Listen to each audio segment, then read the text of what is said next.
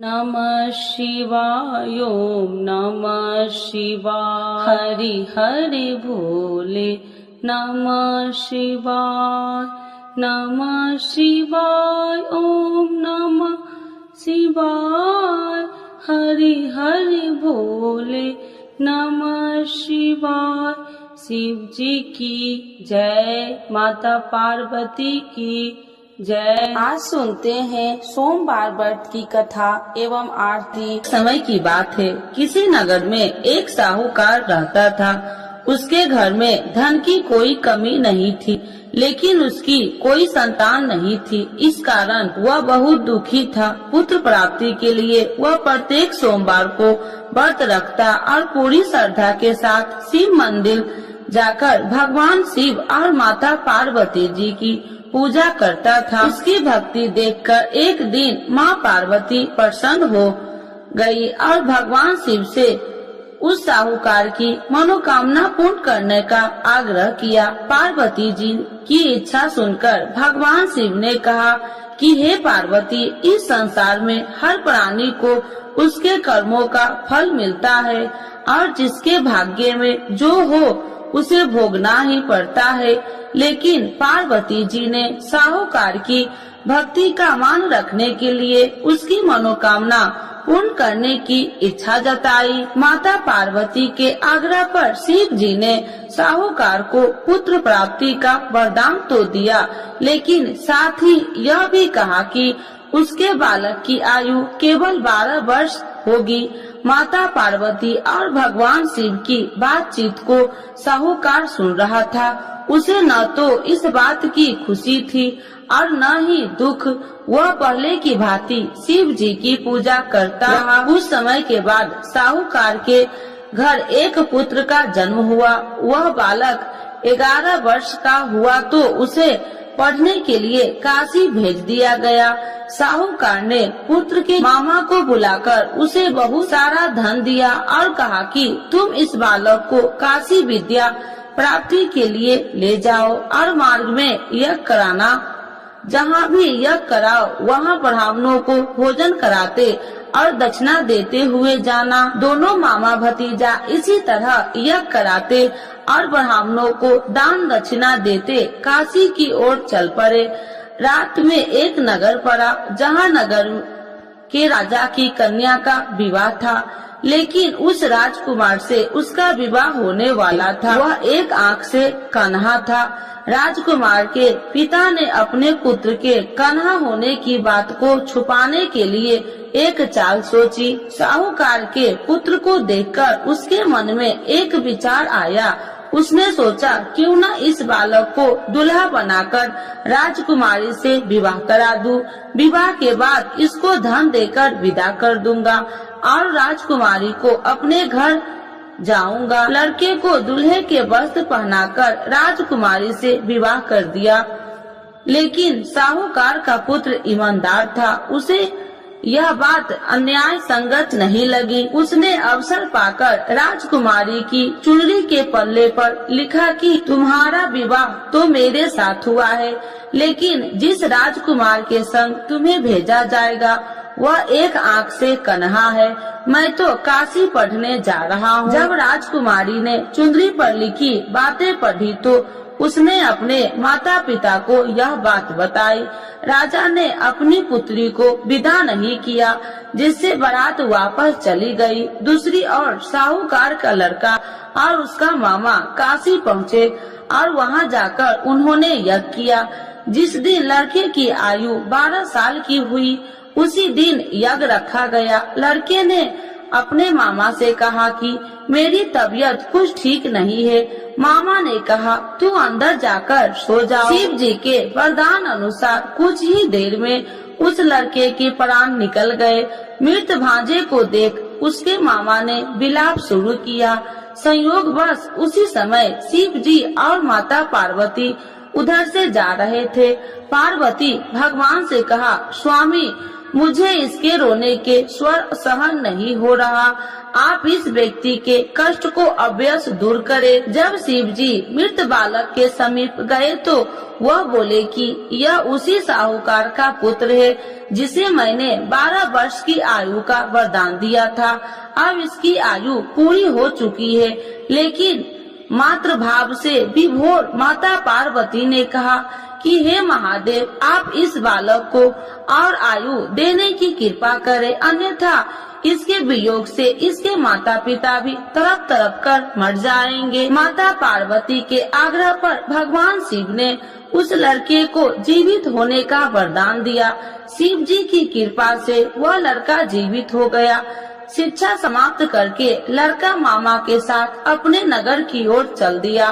दोनों चलते हुए उसी नगर में पहुंचा जहां उसका विवाह हुआ था। उस नगर में भी उन्होंने यज्ञ का आयोजन किया। उस लड़के के ससुर ने उसे पहचान लिया और महल में ले जाकर उसकी खातिरदारी की और अपनी पुत्री को विदा किया। इधर साहूकार और उसकी पत्नी भूखे प्यासे रहकर बेटे की प्रतीक्षा कर रहे थे। उन्होंने प्रण कर रखा था कि यदि उन्हें अपने बेटे की मृत्यु का समाचार मिला तो वह भी प्राण त्याग देंगे, परंतु अपने बेटे की जीवित होने का समाचार पाकर वह बेहद प्रसन्न हुई। उसी रात भगवान शिव ने व्यापारी के स्वप्न में आकर कहा, हे श्रेष्ठ, मैंने तेरे सोमवार के व्रत करने और व्रत कथा सुनने से प्रसन्न होकर तेरे पुत्र की लंबी आयु प्रदान की है। इसी प्रकार जो कोई सोमवार व्रत करता है या कथा सुनता है और पढ़ता है, उसके सभी दुख दूर होते हैं और समस्त मनोकामनाएं पूर्ण होते हैं। तो एक बार बोलिए प्रेम से शिव जी की जय, माता पार्वती की जय। आरती शिव जी की। ओम जय शिव ओमकारा, स्वामी जय शिव ओमकारा, ब्रह्मा विष्णु सदा शिव अर्धांगी धारा। ओम जय शिव ओमकारा, एकानन चतुरानन पंचानन राजे, स्वामी पंचानन राजे, हंसासन गरुड़ासन विश्वाहन साजे। ओम जय शिव ओमकारा, दो भुज चार चतुर भुज, 10 भुज अति सोहे, स्वामी 10 भुज अति सोहे, त्रिगुण रूपिणी रखिते, तिरुबनि जन मोहे। ओम जय शिव ओमकारा, अच्छी माला बनि माला, मुंडी माला धारी, स्वामी मुंडी माला धारी, तिरुपुरारी कंसारी, करी माला धारी। ओम जय शिव ओमकारा, श्वेतांबर पीतांबर बाघांबर अंगे, स्वामी बाघांबर अंगे, सनिकादिकी गरुणादिकी भूतादिकी संगे। ओम जय शिव ओमकारा, करके मध्य कमंडल चक्र त्रिशूलधारी, स्वामी चक्र त्रिशूलधारी, सुखकारी दुखिहारी, जग पालनकारी।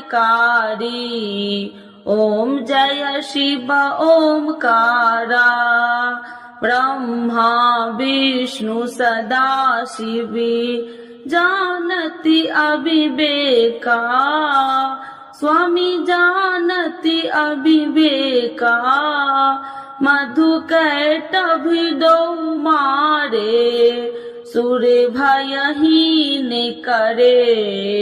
ओम जय शिव ओमकारा, लक्ष्मी व सावित्री पार्वती संगा, स्वामी पार्वती संगा।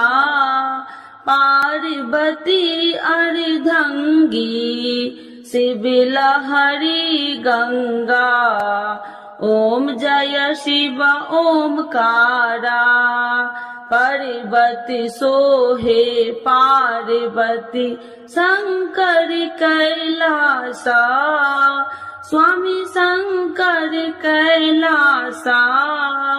भांग धतूर का भोजन भस्मी में बसा।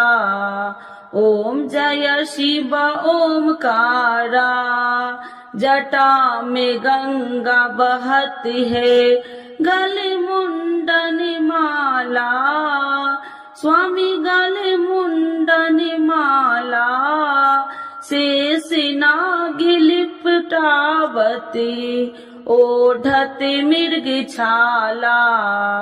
ओम जय शिव ओमकारा, काशी में विराजे विश्वनाथ नंदी ब्रह्मचारी, स्वामी नंदी ब्रह्मचारी। नित्य उठी दर्शन पावती, महिमा अति भारी।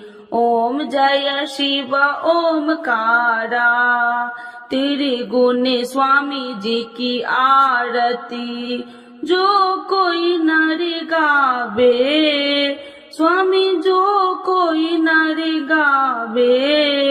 कहत शिवानंद स्वामी, मन वांछित फल पावे।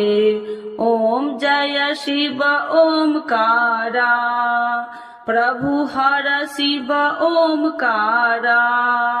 शिव जी की जय, माता पार्वती की जय।